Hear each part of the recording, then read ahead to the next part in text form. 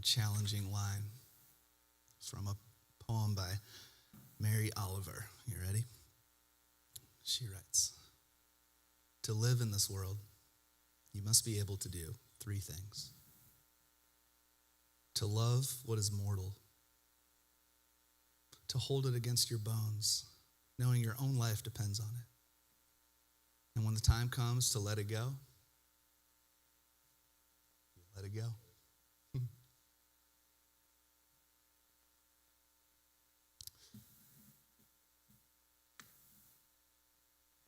So what do you notice in yourself?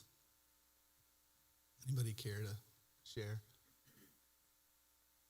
from the darkness out there? Have to guess.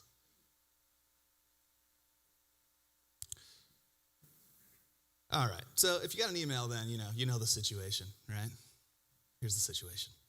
A couple weeks ago, we received at a meeting with the property manager of this building, at which point he let me know that they're most likely going to enact this. There's this clause in our lease, all right? And I can promise you I did my best negotiating when we renewed the lease, but they wanted to keep this 6-month termination clause where either tenant or landlord can terminate the lease with 6 months notice. So we signed a 7-year lease that has felt the entire time sort of pretend. So that's always been kind of, I'm sure not everybody in this room feels that, but those sort of closest to the center are tasked with operating this here church community of ours. Have always been, that's been an unconscious, that's a big tab that's been open and running and bogging down a lot of, because, what folks so often say when they come into the space here these last few years is like, oh my gosh, I feel like I'm home. And I feel like one of the miracles of miracles that has been pulled off through us here is that feeling of home has been established and offered the whole time, knowing it could all end at any moment. A certified letter could come. So then we, February 10th, which is 13 days ago, it was made official. I got that certified letter and let us know that our lease and our time at the theaters will come to a close at somewhere in the beginning of August of this year. All right, you with it? So here's what happened. Here's the story as I understand it. The business that owns the theaters also owned just a huge swath of commercial real estate at the beach. They sold some property down in Jack's Beach, which to some condo developer, which displaced a bunch of their long-term tenants. And this has been known for months, not to us, and so these tenants have been trying to find somewhere to move and having a difficult time to do. It's just a pretty thin strip of land we're working with here. Somewhere along the way, the Atlantic Theaters was introduced as a potential. And so some agreements were made to rent the joint for $24,000 a month, which is $290,000 a year. Last year we paid about $160,000 in rent, so it's a pretty considerable increase. We paid $160,000 in rent, which is a lot, which is amazing. Thank you. Thank us for generosity. That's for a 19,000 square foot building, so that's like $8 a square foot, which is insane. I can tell you as somebody who's in recent weeks really been taking an interest in commercial real estate at the beach, that $8 a square foot is indeed a pretty good deal. And honestly, this $24,000 a month is a pretty good deal for who's moving in. Yeah, so that's the story. Here we are.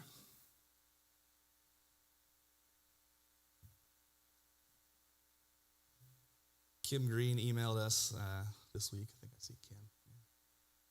Kim's a former board member, and she's actually one of the 60 or so people who planted Beaches Vineyard Church back in 1999. Yeah, just tenured.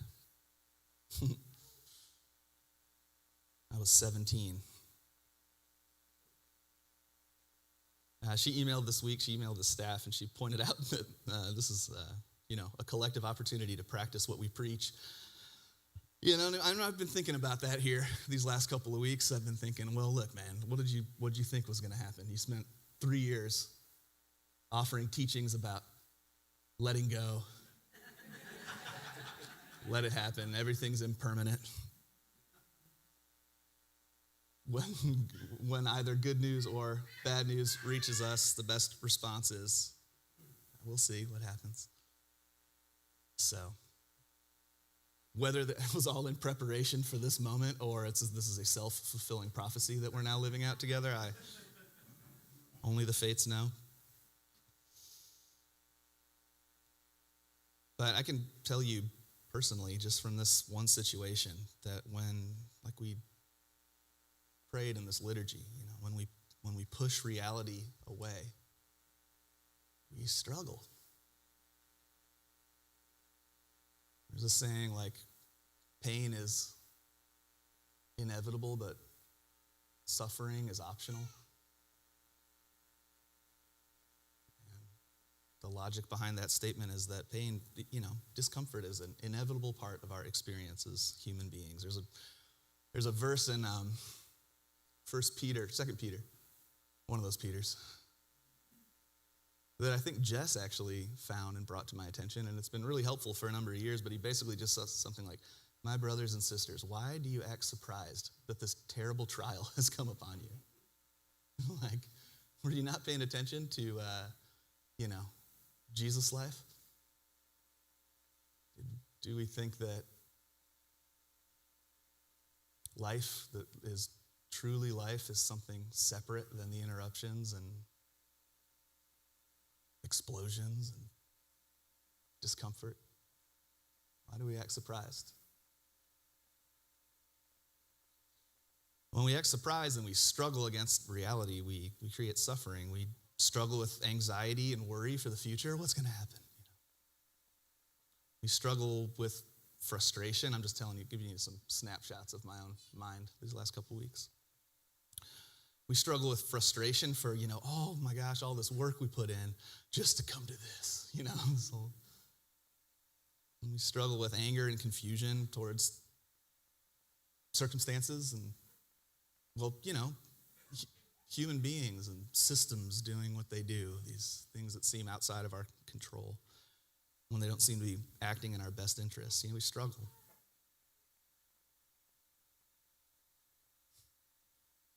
But what happens when we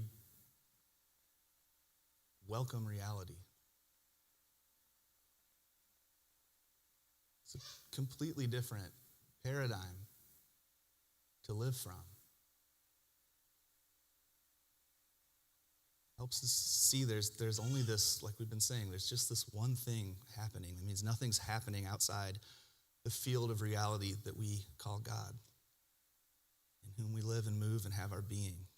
There are no nefarious actors operating in the shadows outside of the will of God, screwing with a perfectly good plan. I even remember as a kid I was mostly satisfied with things I heard in church. It all kind of made sense to me. I didn't want to think about it much more than. But I do remember one of my earliest struggles was this whole God versus Satan thing. Because pastors are always cautious to say that it's not God and Satan as equals duking it out. Satan is just this created thing. And then you think, well, can even ultimate darkness as described in the scriptures be doing anything beyond what it's allowed to be doing? And if we can wait long enough, haven't you noticed in your own life that the situations and circumstances that caused you the most suffering produce the most change in your life? You come to the end of those things, and it's not like you enjoy the suffering. Like Lee, the pastor that started this church, used to say, we get peace and relief confused. They're not the same thing. You come to the other side of some of these challenges, and you wouldn't want to go through it again. You wouldn't want anybody else to have to experience the parts that hurt, but you wouldn't trade what you learned to avoid having experienced it.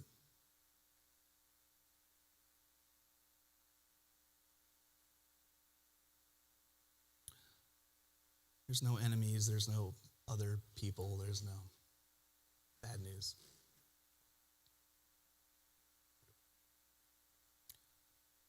There's no fear for the future when we stay in the here and now. Because we're able to relax into what's happening and welcome reality as it is.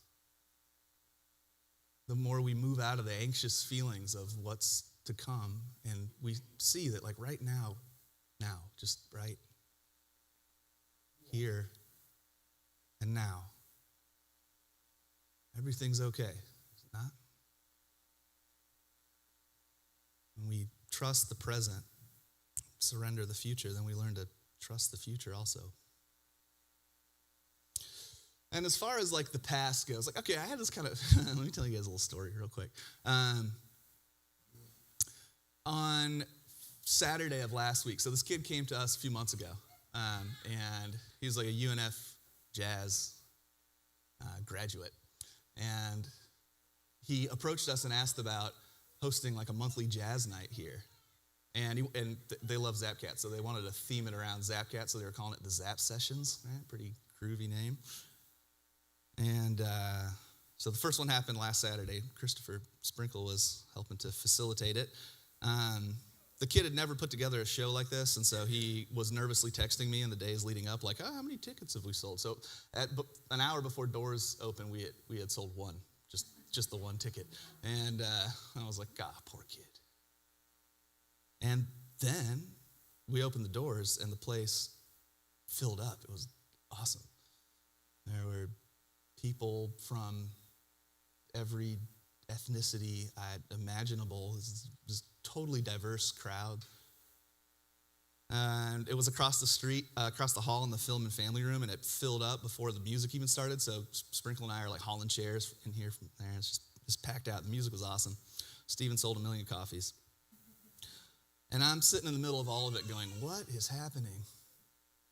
Like, this is the dream. This was the vision. This is the place to do it. It's not like, man, give it a little more time and maybe we can start to see some of the fruit of the labor. It's like, oh my gosh, it's here and it's alive. And I have this certified letter on my desk, like just totally weird spot. So towards the end of the show, squared up with the band, gave them their percentage, paid Sprinkle, and we netted like $9 in profit. And I was like, oh, that's right.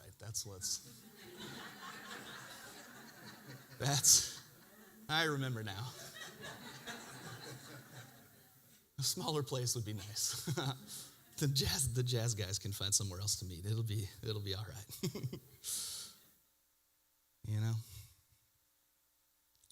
There's this contemplative practice of drawing mandalas in the sand. There's hours and hours spent crafting beautiful, complex artwork only to watch the tides wash them away 45 minutes after you finished. The lesson in this being that everything's impermanent. Just because it won't last forever doesn't mean it isn't beautiful and worth investing in today.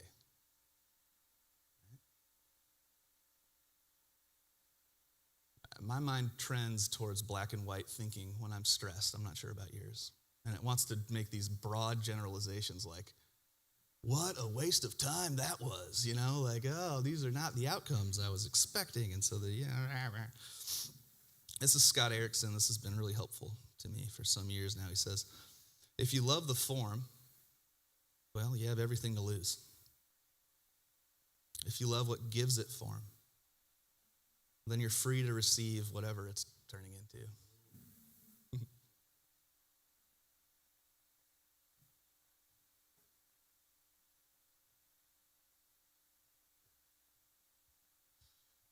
This reminds me of this scripture that really freaked me out in meditation a few years ago. It's a story of the post-resurrection Christ and his first appearance to a distraught Mary Magdalene as she was searching for his body near the tomb. It's John's gospel.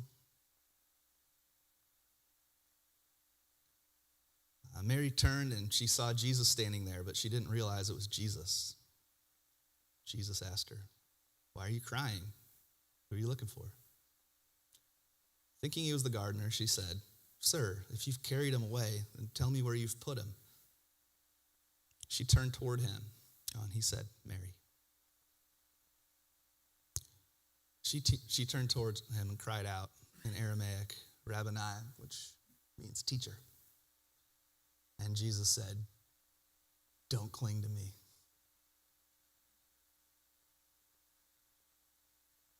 A few years ago, in meditation with the scripture, I felt like I had stopped clinging to my best ideas about God and all the theology that used to square, no longer squared, and there was so much transition happening in life, and it might just be I've never been middle-aged before, you know what I mean? Like, I got a lot of melodrama of my own story I'm locked in, but this might just be what happens when you turn 40. I don't know. There's just a lot of stuff happening. I was trying to figure out how to be a pastor when I wasn't sure if I was a Christian anymore. And all I kept learning was I don't know anything, and I have to get up here on Sunday and be like, let me tell you guys a few things, and mostly I don't know anything, and neither do you, so.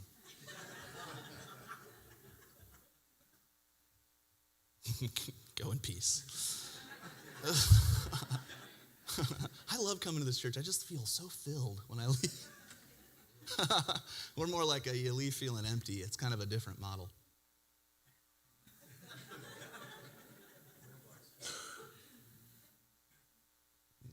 Empty's good. Empty feels good. You ever cry your guts out and you know that feeling afterwards when you're just all open? Sacred emptiness. Jesus says Mary's name, and she immediately responds by calling him what she knew him as. And he says, "Don't cling to me." I felt like he was saying it to me, and I thought, well, I already let go of everything else. I'm pretty sure I'm supposed to cling to you. That's like, if there's one part of the training I don't feel safe letting go of, it's this part. Don't cling to me, he says. When we hold too tightly to what's familiar, we risk being able to accept the blessing of what's happening right now. And if we miss the blessing of what's happening right now, then we just experience anxiety about what's to come. One time Jesus said he rolled into town, and this town was feeling kind of good because they weren't doing things that were as bad as the town next door. You know, one of those stories. And he's like, you think it's bad for them? There's a miracle happening right in front of you, and you're missing it. He's like, it's going to be better for Sodom and Gomorrah. Sodom, where we get the word sodomy, not a good reputation. Okay, not a good. He's like, on the day of judgment that you're so concerned about, it's going to be better for Sodom and Gomorrah, where all the moral issues are, than it will be for you. Because the miracle's happening all around you, and you won't see it because you're waiting for it to start.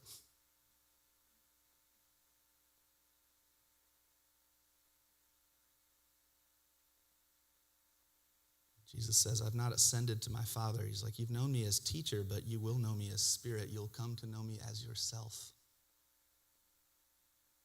You let go.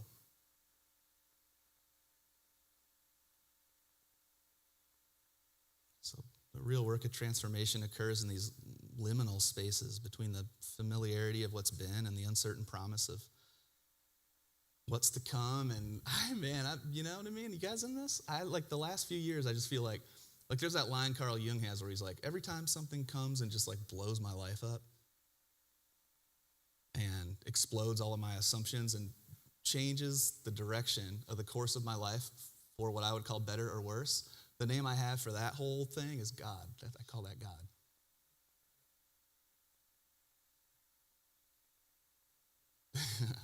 And that thing has just kept showing up, just keeps showing up with this question of like, can you stay relaxed even in this?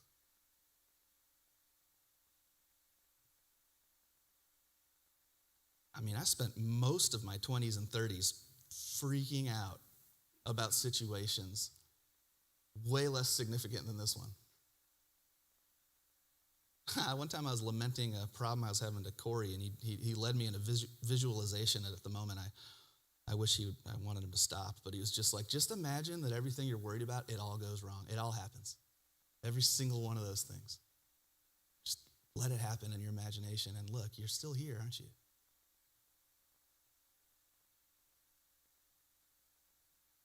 Whatever comes with us through the fire of loss is a lot closer to the truth of who we are. Jesus said, enter through the narrow gate, because only the truth of who we are can fit through a gate that small. We can't bring all the stuff we're worried about and all the unforgiveness and all the regrets we have. Won't fit.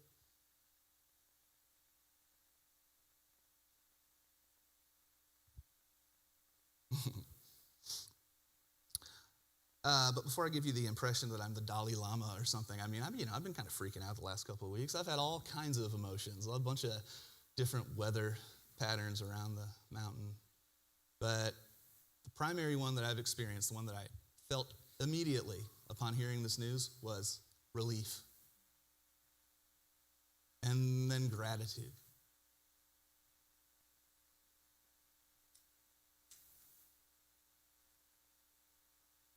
I wonder, what do you, what's up with you guys? I've been doing a lot of the talking. What do you feel?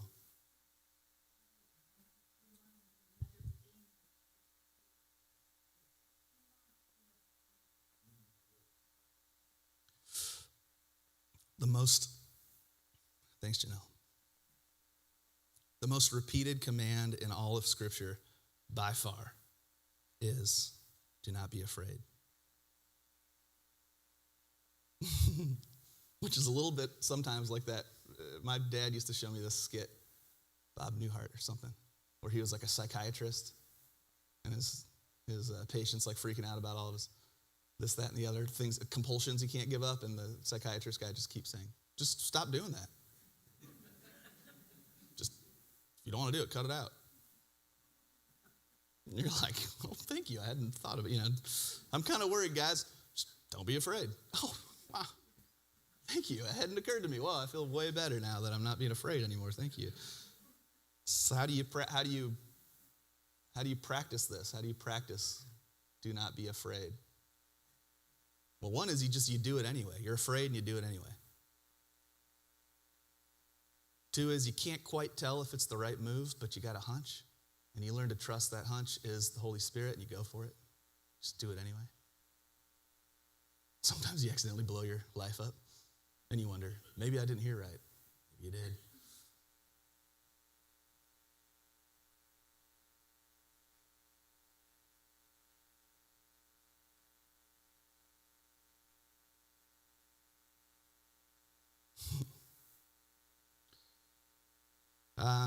A few years ago when Jess and I, it'll be 3 years ago in March, actually, so about 3 years ago, Jess and I said yes to the job, lead pastor. We knew that there'd be lots of changes and transition. There's a lot of stuff to work on. And, I didn't think this is what we were doing, but kind of what we've ended up doing is we kind of just we planted a church together. Thought we were transitioning a church to, the new guy, which this is one thing that's been kind of weird to me. Been on staff here since 2009. That's like 16 years I've been coming to this here building. We thought we were just handling a transition. It quickly became apparent that we were actually just planning a church. And there's probably like 60 or so people, I would guess, who've come through from that transition moment to here, which is about how many people went out to plant the church in 99. And all these other folks, something new got born. But here's the thing about planting churches. When you plant a church, you start in somebody's living room. And then you move to a strip mall that's affordable. And then you move into the historic Atlantic theaters, and it's massive upkeep and rent. And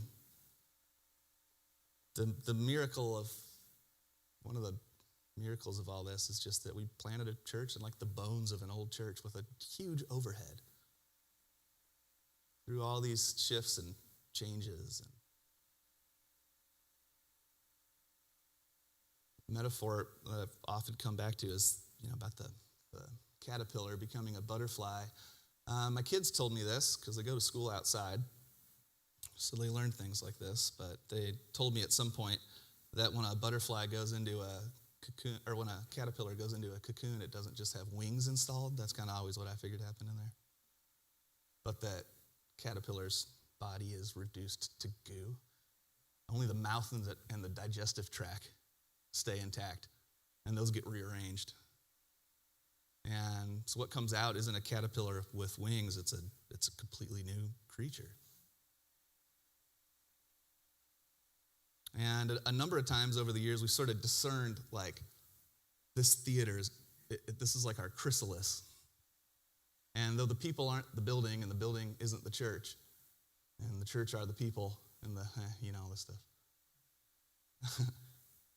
That if we like cut the chrysalis open, like we're still kind of gooey, I think maybe we'd just like leak out and that'd be it. And so we've like rallied and kept the place, never missed rent. Somehow, some way.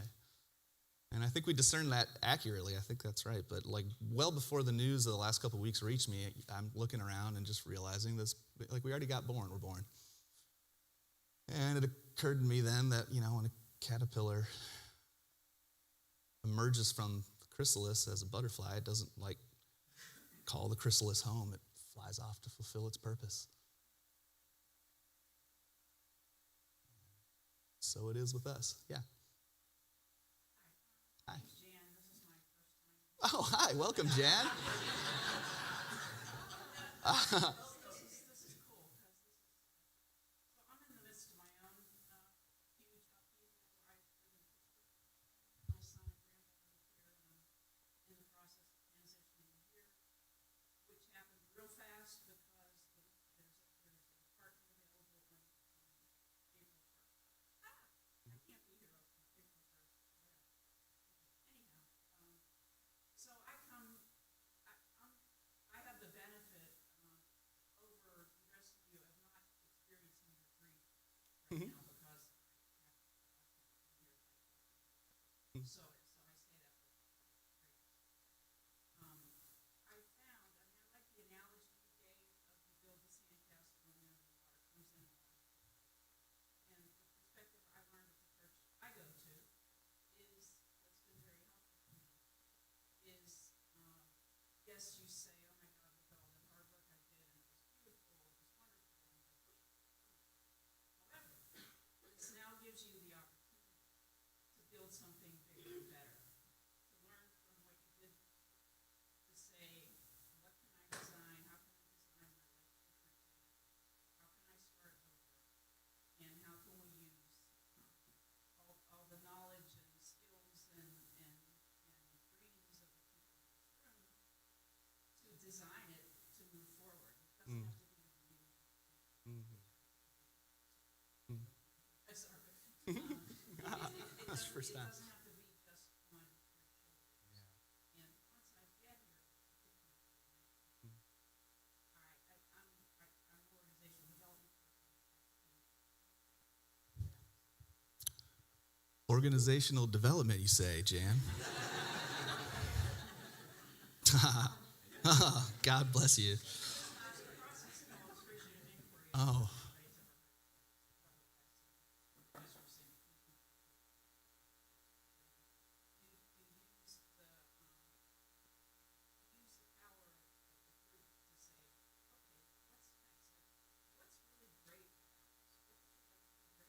Mm. You don't say what's wrong or what's bad. What's wonderful and what we want to be more wonderful. Yeah. And where do we go from there? Yeah. So like I said, I'm not grieving because I'm losing people, but you very obviously. So, but I would just encourage you to start to think that way. And also the church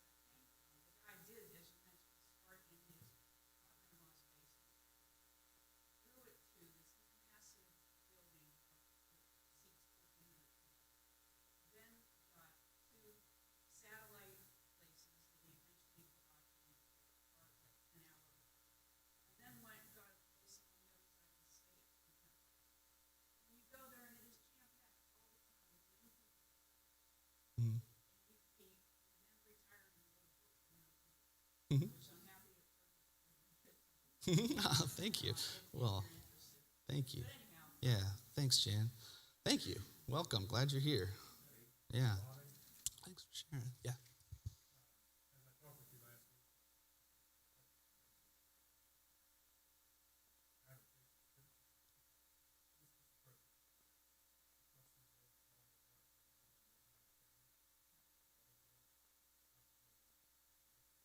Mm,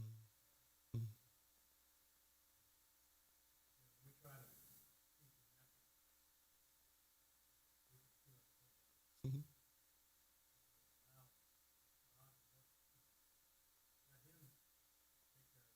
mm, mm, yeah.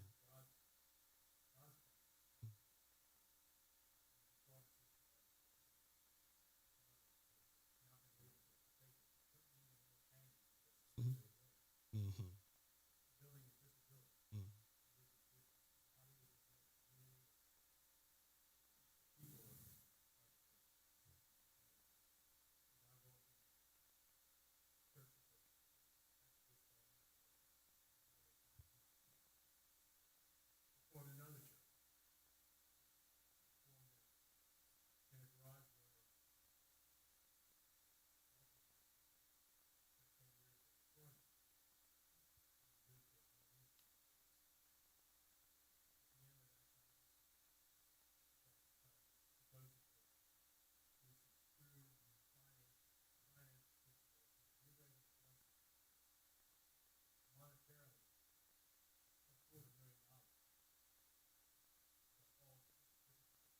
mm, mm.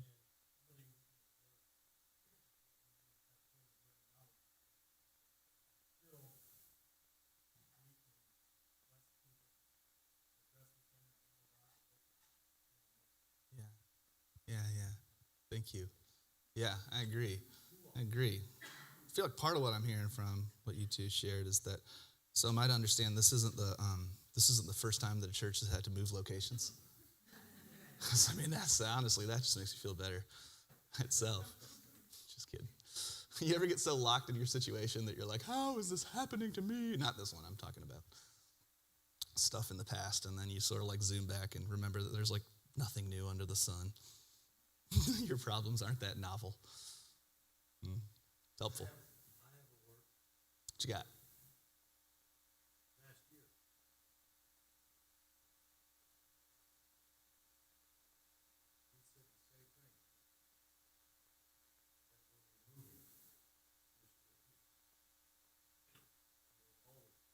Mm. That's interesting. Yeah, you're right. Like sometime towards the end of last year, we had this sort of like, all right, guys, let's figure this out. Like, do we want to get out from under the weight of this building and go do something new, or do we want to pay pay rent? You know, what do you guys think? And we had a vote. Remember this? And we hit the goal, and we were like, cool. All right, we're gonna stay. 2025 be a year of growth. And then, as it turns out, it is, and it has been. Yeah, we done got born. Yeah. Yes. Tony. Mm,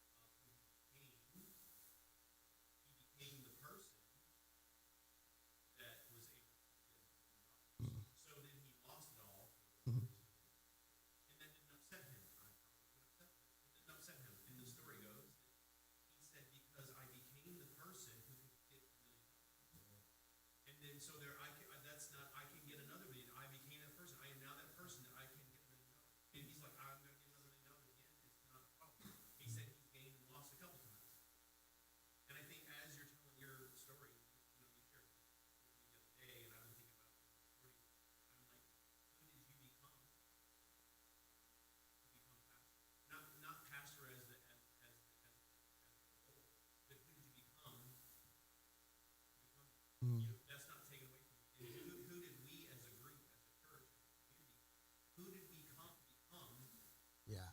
to get to this place? It's like, so the building we're in, or where we meet, like just like you lost $1 million, we became a community. Uh-huh. You became who you are, I became who I am. We together as a community became who we are. Yeah. And we're still there. Yeah. Yes. And I think as a community, we lose this building, we can get I agree. I agree. Let me summarize. Thank you. Let me summarize some of what Tony just said with this. Here's another saying of Lee, the guy that planted this church. He used to always say something along the lines of like, we get confused along the way doing all this Christianing business, and we get this idea in our head that God is using us to get some important work done, but God's actually just using the work to get us done.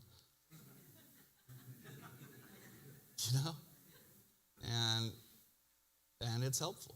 So Tony says, he observes that I've changed over these last few years. Who've I become?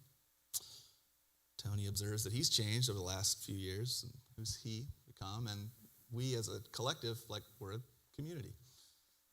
And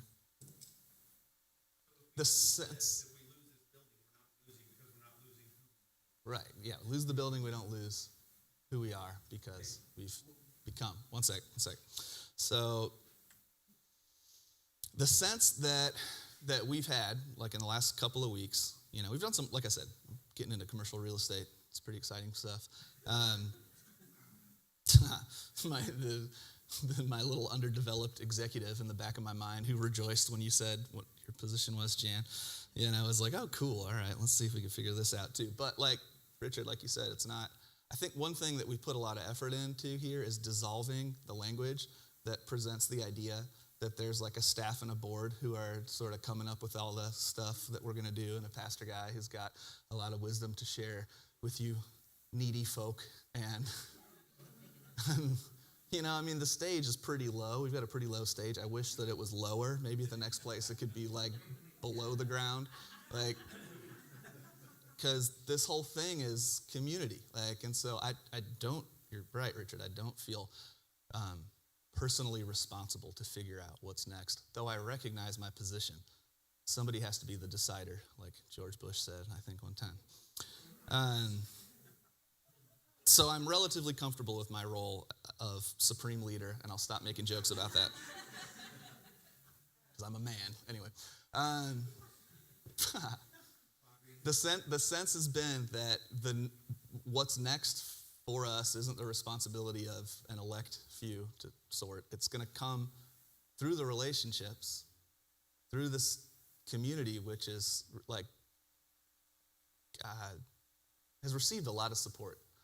And I think that the strength of the core of who we are and all the relationships and all the connections held therein, through that will emerge where we're going to, what flower we're going to go pollinate, basically.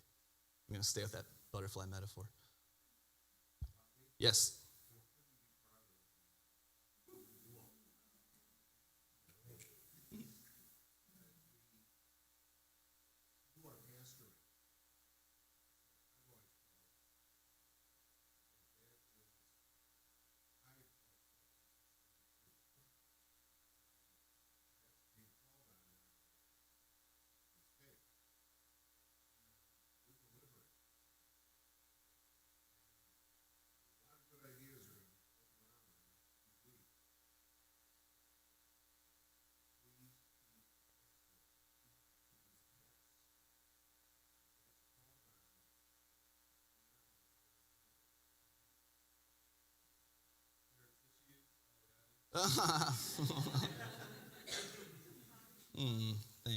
Thanks, Mark. Oh yeah, Ellen. Hi. My name's Ellen. I am not at place. So I just want you to know that you've been pastoring outside the wall in the community. Community. I'm in the questioning.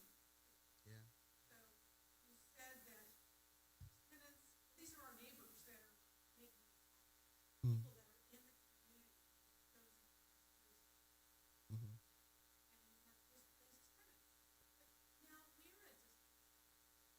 Yes, that's how the math works out, yes. I'm just wondering, has there been any discussion about helping new building? Right, yeah, I mean, I just, it's, I can't reconcile it. These are people that live in part of our community yeah, that are making this happen. So when do you fight? right. Welcome to the conversation in my head. It's really nice to have you in here. Yeah, thanks, Alan. Thank you. Yeah, no, I've gone back and forth. I've raged against every machine imaginable, I think. Just wondering about these kind of things, like everything you just said there. Like, sort of. Thanks. Love you too. Sure?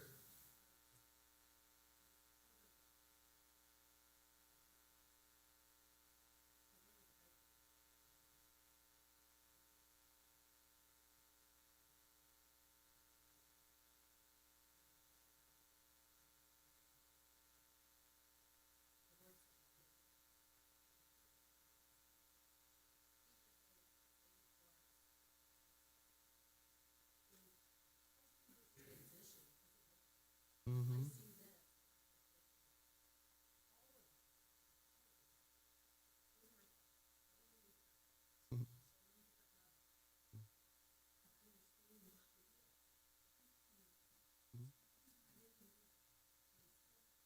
Same.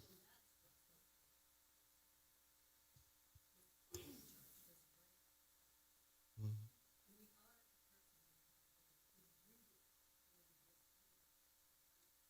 Yeah.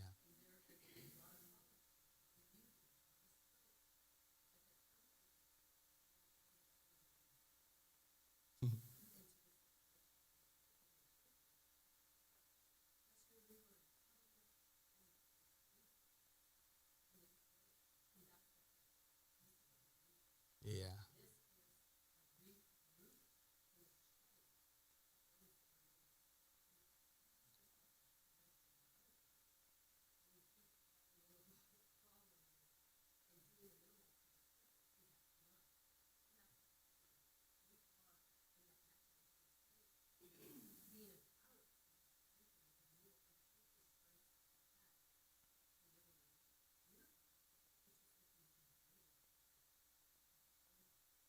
Yeah.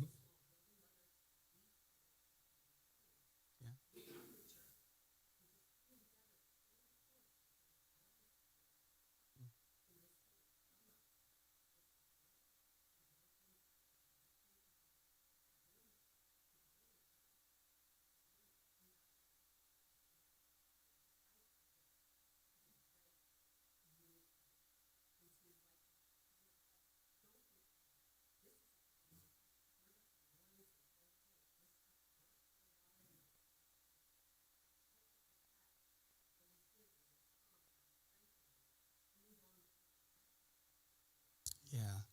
Yeah. Thank you. Thanks, Anne. Yeah, thank you. Let me real quick. Let me respond or summarize there. Ellen says,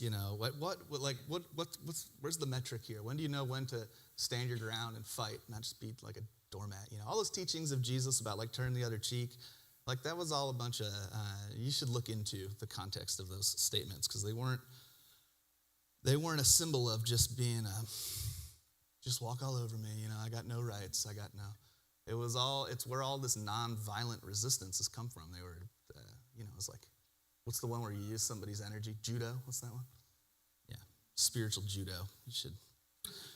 So when do you stand and fight, and when do you let go and accept? And I think to kind of summarize what I heard from Ellen and Ann, it's like we got the news. We're partners with Spring River. Spring River added a facilities fee to the tuition this year because they really wanted to stay also. We counter-offered. We got, within range of what they were asking on a 2-year term. They kept it for a week, and then they didn't counter-offer us. They just said, we're going to go forward with the other plan. So at that moment, I just knew, all right, that's what's happening. And circumstances outside of our control have conspired to give us the push that we've probably needed for a while to move on. Like to get out from the weight of the joint. Okay, one night, let me share this real quick. Right after I heard this news the first time, I was up. I couldn't sleep, so I was just hanging out with our cats and looking at the moon and stuff. And and I had this thought. I thought, I wonder what the word Atlantic means. I really like words. If you guys have been around for Jan, I really like words. I don't know if you probably don't know that yet, but the rest of you might. And so I thought, I've never looked into the etymology of that word, so I checked it out. All right, theaters means the place of seeing. Where? Okay, that's theaters. Atlantic. You know what it comes? It's the root word is Atlas. He was a Titan who led a rebellion to overthrow the Olympian pantheon and almost won. But they put him down, and Zeus was so afraid of Atlas's strength that his punishment was for all eternity he would have to hold the sky. So you know those statues where the guy's got the world on his back, Atlas? The idea being there that if all of his effort and energy is going to prop up this thing that's too big and heavy for anybody to carry, that there will be no energy left to direct towards, more meaningful work. Like, honestly, coming at Zeus, have you read his stories? That somebody needed to step in. That guy's got... Anyway, I'll look out for lightning bolts. And so Atlantic means like endurance. That's what Atlas means. And it's like an endurance born out of trying to support a load that's too heavy to carry. I was like, somehow I knew that's what this was going to mean, and I was still surprised, There's a story where Hercules is completing his tasks that he has to do, and there's one that he's not strong enough for, and so he goes to Atlas, and he's like, can you knock this out for me? And Atlas is like, you'll have to hold the sky. And Hercules is like, all right, I can do that. And Atlas, oh, sweet, a break. So he goes off and does this task, and then while he's away, he thinks, there's no way I'm picking up the sky again. That job stinks. I'm free. And so he tells Hercules, hey, I completed the task, but you got to hold the sky now. And Hercules is like, I get it. Yeah, it's kind of chafing my shoulders. I'm just going to grab some shoulder pads real quick. If you could just hold it for a second. And Atlas is still holding it to this day. Because, sometimes you're carrying around something and it feels so sacred, some part of who you are, some part of what you do, some part of where you live, some part of whatever. And it feels so sacred that you fight to keep it. And that's of course. And then have you ever had the experience of like most of the time when I've changed, it's because I've been made to change. It's not because I'm like, what would be nice is to mix it up and let go of this really valuable thing to me and just see what it's like. I'm not that free. I wish I was that free. I'm not that free. I'm no Bob Dylan. I have to be made to change. And, sometimes that is something gets plucked away that seemed so precious, and then I'm living without it, and I'm like, I feel so much better without that. Like, whoa, that was heavy.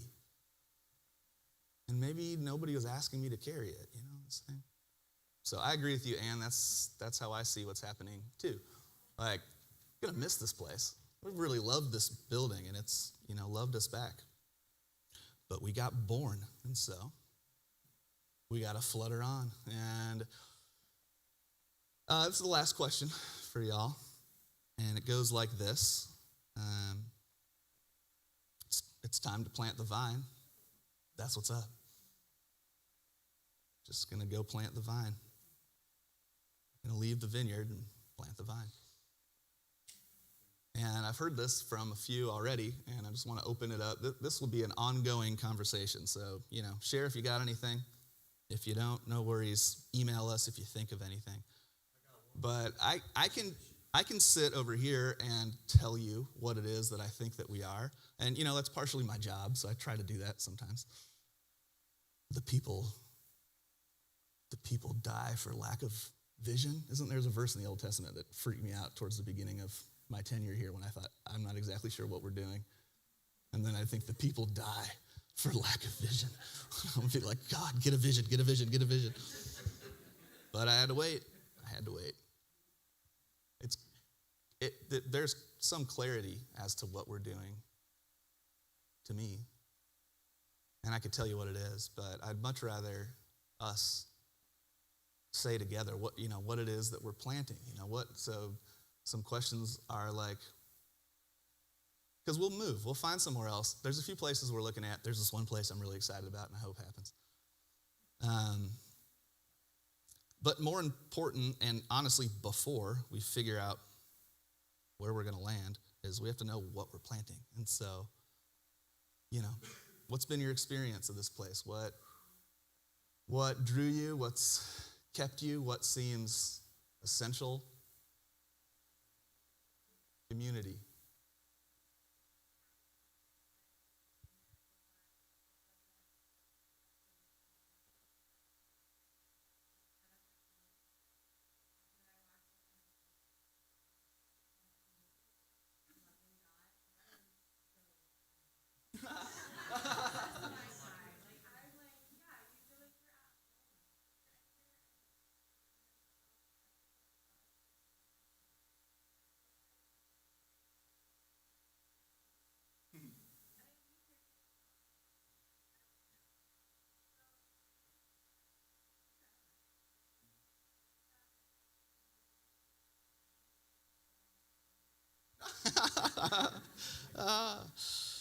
Thank you. Yeah.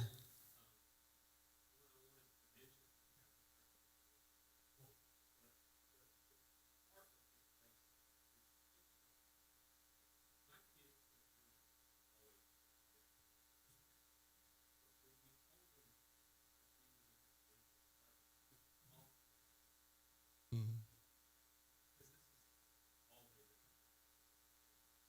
Yeah. Yeah. Yeah. Totally. Yeah.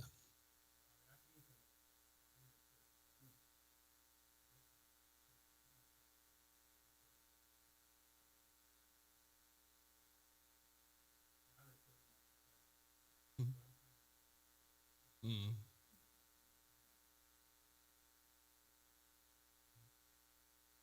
Thank you. Yeah. Oh man. Thank you. 30 miles. Loyalty. Loyalty. Loyalty. Yeah.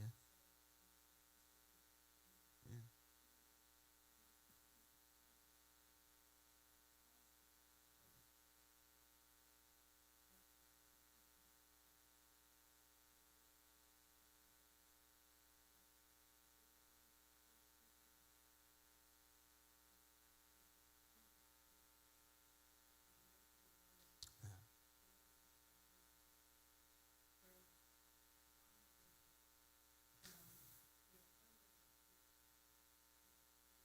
Yeah.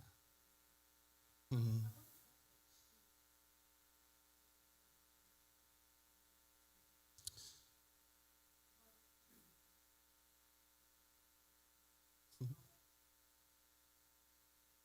Thank you. Um, 1 second. Well, yeah. While while you two fight about who's going next, I'm just going to quickly summarize what I'm hearing so far, which is this sense of home, this sense of real community. We got a vote from over here about being hippies. I don't really care what you are, as I've said, there's a part of me that feels like I need to become a banker, which I think Uncle Mark just released me from by telling me to keep being a pastor. Um, you don't have to be a hippie, but we do have a lot of rugs, so.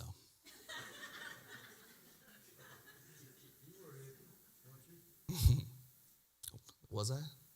Feel like it. Pretty sure if you get more than one pass, I'm pretty sure last time I died at Woodstock or something, so yes. But um, community, sense of home. Richard says he drives 30 miles every Sunday because he's being fed here, so there's something to that. And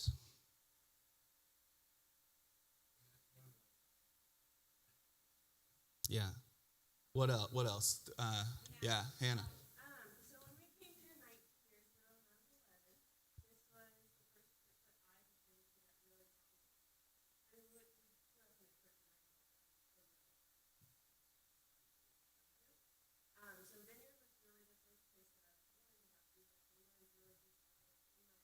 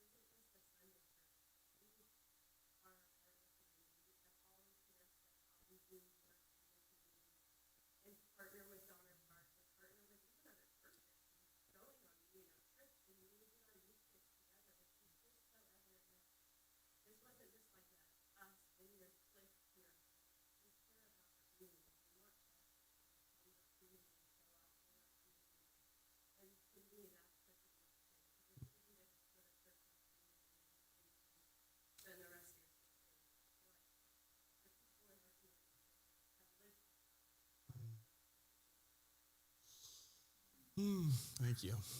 So Hannah, who's been here since she was 11, stepped away from church in a period of deconstruction, came to the conclusion that many of us have: I'm never going to church again. Ended up, because her mom's on the board, so she, sorry, Hannah, ended up being connected here, moved back from Idaho, and was like, well, this might be the only. And that, I've noticed that about us. This isn't true for all of us by any stretch, but a lot of folks that I've met over the years that have connected and stayed, this was sort of like we're like the last stop on the way out of Christianity. Like some weird border town here that's just like, well, hold on a second. We're not like the big city folk. We might have something you understand, like this, none of us know either. It's one of my favorite lines in the world is St. Francis, who's credited as saying that the place you want to be is the edge of the inside. Because the closer you are to the center, the more your life is just machine maintenance. But if you leave the whole thing entirely, you lose your voice. There's no prophetic voice. There's no one to stand somewhere in the tradition and say, not that how it's been is wrong and bad, but that there are other ways. There are other ways. And that's a sacred place, and that does require having we probably won't switch over to the megachurch model, if that's what anybody's thinking. I don't know, you know what I mean? I'm not sure about... Jan's going to really have to help if we're going to kick off a satellite campus. And she's only been here once, so that's probably not what's happening next. We can keep it quirky. Yeah, go ahead.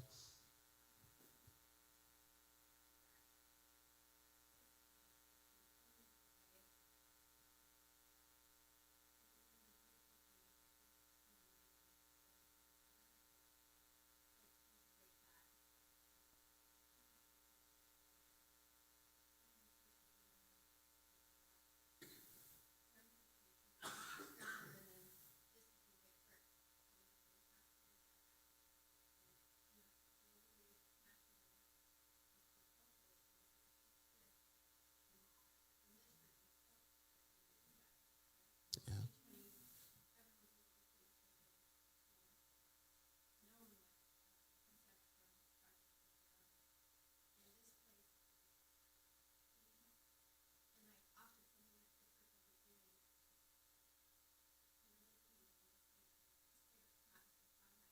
Mm.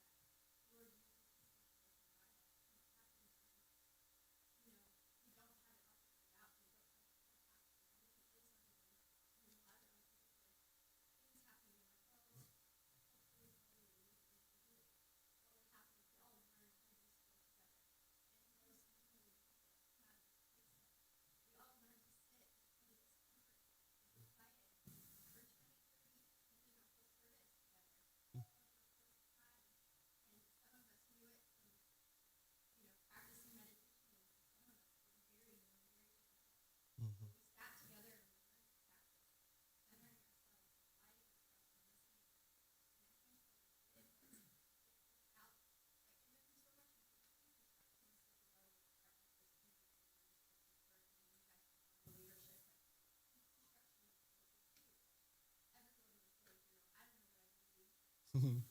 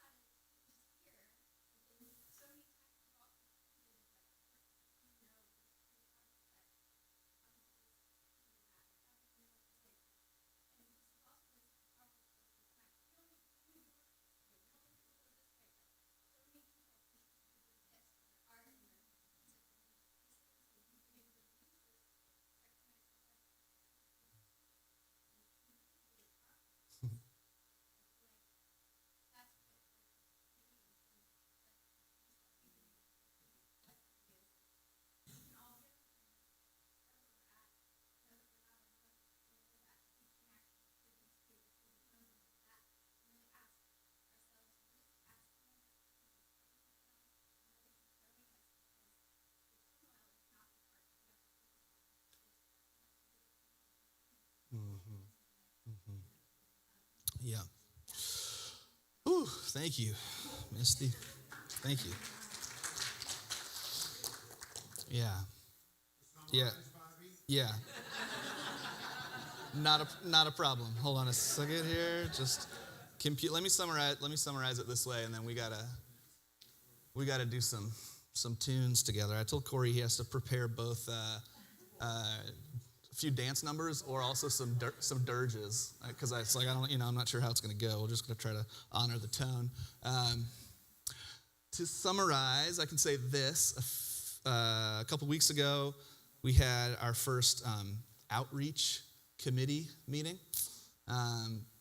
As mentioned, we have historically been really involved in the city, in Atlantic Beach, around us. We have many illustrious awards that are upstairs on the catwalk, if you ever want to see them, from our history here. Probably from you, Ellen. But Jess and I knew, like, all right, we kind of have, when we go all hands on deck through this transition, like, we're going to have to let a lot of things go, even things that we really love, because we got to focus on the heart and the core of this thing, and that happens on Sunday mornings, and so we put our energy there, and have just been waiting and watching to see how it is that we begin to reach out again into the community. And so anyway, this little band of merry committee members have approached me, Cindy being one of them, about this kind of thing. And so I said, well, here's some stuff that we used to do. Let's just figure out together what it is that we want to do. So we had this, they have taken point on this and went to all our old connections and began reestablishing some of these relationships. And Ellen and Tracy came in a few weeks ago to this meeting to discuss possible opportunities to reach out again. And in the meeting, somebody named Katie, who I'd never met before, has been coming around for 6 months, I thought rather boldly, she read this poem, and then she kind of like gestured towards the opportunities to help serve the homeless community as like, that's something we should consider. But then she said, but what makes this place us? What can we uniquely offer that is congruent with who we are? Which then the question is, well, what is that? And what she said is what you're saying, Misty. She said, for me, it's been the silence. Both observed collectively, learning to work with our own neuroses when we're becoming silent in a group of people, and you just notice your stomach's going, you're like, in the beginning, it's really can be kind of uncomfortable because we've been socially conditioned to interpret silence as awkwardness, working through these things. And she said, and also just in the feeling I get when I walk into the sanctuary, which has been mentioned quite often. So the idea was, well, we'll open the sanctuary. And anytime Zapcat's open, sanctuary will be open for silent meditation, and we'll have volunteers who can host and curate that space and help people settle, like in the big city. You ever go to visit like a beautiful Catholic church in the big city, and they just have the sanctuary open, and there's something about sitting in a place of prayer that feels sacred. So, the good news is that, like, I can tell you firsthand from being in this building for a really long time and from being upstairs in the heart of whatever's really creepy about this place, all right? I know most of you aren't here after hours, but there's something happening. And Corey moved into this office over here and I think helped a lot. And we've done including reggae dance parties, every possible kind of exorcism we can imagine to help this building not feel so creepy at night.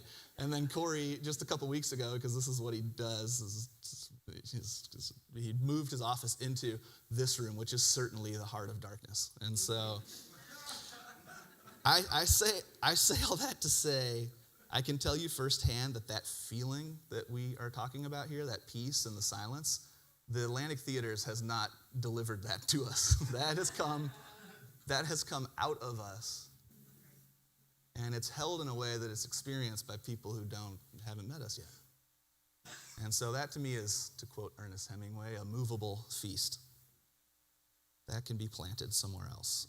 And that can be planted in somewhere that fits and that we outfit from the ground up and we don't inherit, and that I want Christopher Sprinkle to come with and feel job security, but I really hope that the next place doesn't present the problems that this place has, because my goodness, man, like neither man nor angel will look at the electric system or the plumbing system here any longer. We've tried, there's been too many people that have patched it in too many different ways, and may God have mercy on whoever is moving in here next. We will leave the blessing and the peace of this space, and we will also leave the roof and the air conditioners, which are so rusted that our AC guy said he can't tell what make or model it is. And there's like 49 of them or something, you know what I mean? Like, it's going to be good, guys. It's going to be good. Yeah. Well, I mean, it's held together by the sacrifice of all these awesome electricians and plumbers who have volunteered their time and refused to be paid for like 20 years. I mean, it's been a gift the whole time, but it's kind of a mess at the moment. So maybe we'll just scoot on out the back door. Okay. Sure. Yeah.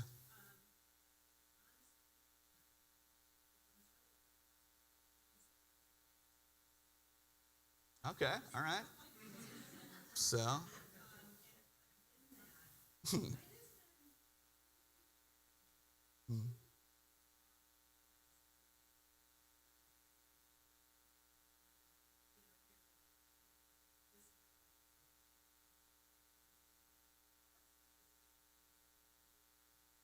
mm.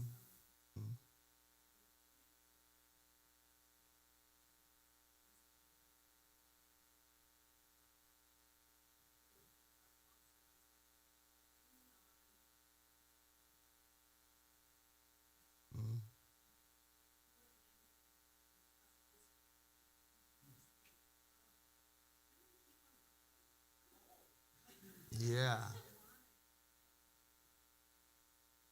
Mm.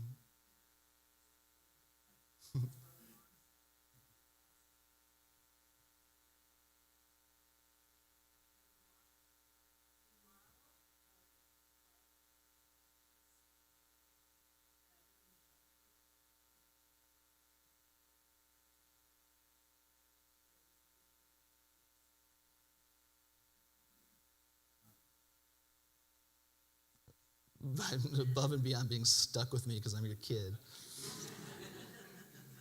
Yeah. Yeah, and I don't know what the right word is, gratitude. I'm proud of you, if it's somebody younger than you is allowed to say something like that, to this group of, like 60-somethings who have been here the whole time and have allowed themselves to experience the profound discomfort of this kind of acceptance, I mean, there's been so many Sundays where I've got one part of me celebrating and the other part of me that like wants to keep everybody happy and hold the thing together is flat flipping, because somebody over here says something like way too evangelical. And I'm like, oh my God, I'm thinking of like the 39 people in here that I know personally who are like being triggered out the door by what's being said. And then someone over here says something about like the Atman or something, you know what I mean? And I'm like, oh my God, all my Christian friends are going like, oh, here we go, They're just letting anything in the, and like, and I'm just like, we're trying to build a bridge, but I'm not sure if either party wants their land to be reached by the other one. Because this is a fool's errand, And for those of you who've stuck through all of that and allowed yourself to be like stretched and have really trusted me and us, I'm very grateful. Yeah.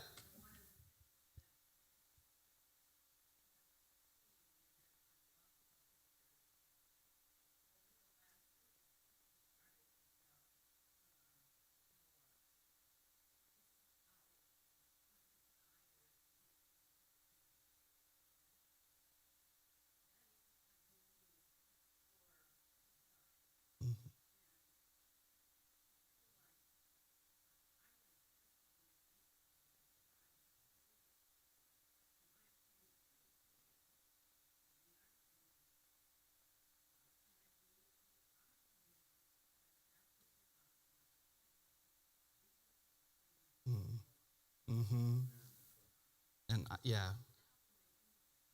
Me too. And let me tell you, Roberta, the place that I'm really hoping works out that I don't have enough details yet to share, and that I'm actively trying to manage my excitement because you know how I happen. And expectations are just resentments under construction.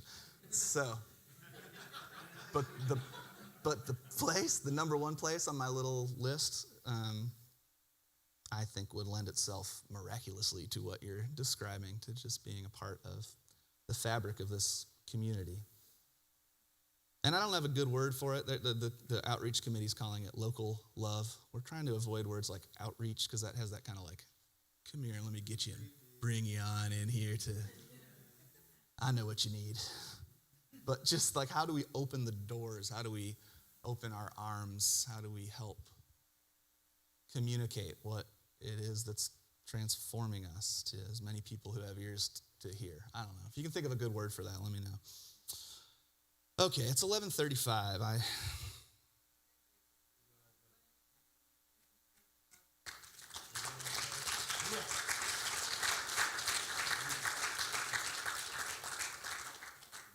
Wow. Thank you. What do you have to do? Oh, okay. I want a hug. You want a hug too? Yes. Oh, in front of everybody? I don't care. Oh, you're not bashful. Give me that Come here. microphone. Come in. Get in. Come on.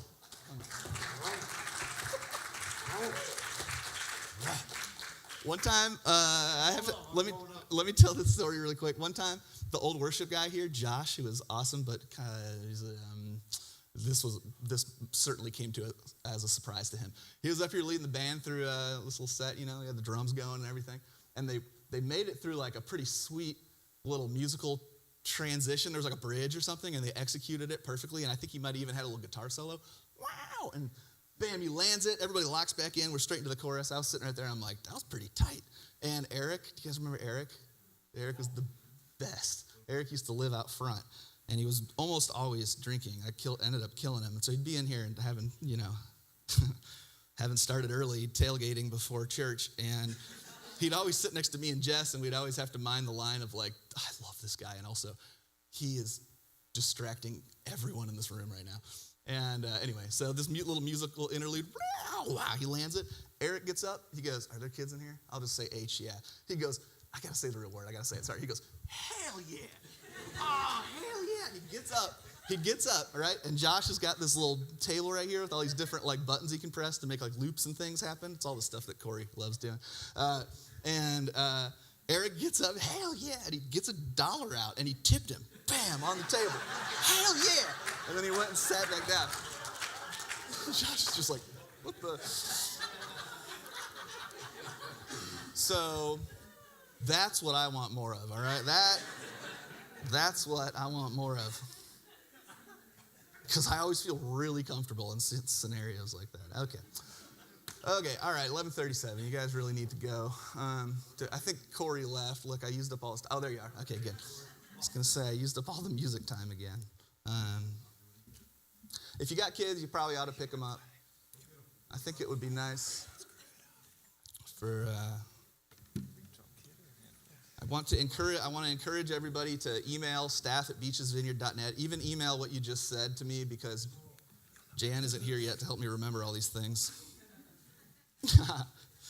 And we'll open the table for the Eucharist, and I feel like we're leaning more towards a party vibe than a dirge. So I mean, whatever you guys want to do, but we can be officially dismissed. When you go, do so in the peace of our Lord. But also, let's do some music. Is that clear enough? If you got kids, you got to get them. If you want to leave, you can leave. We're going to play music. You can hang out for as long as you like. Love you. Yeah, bring the kids in here. Yeah, bring the kids in here.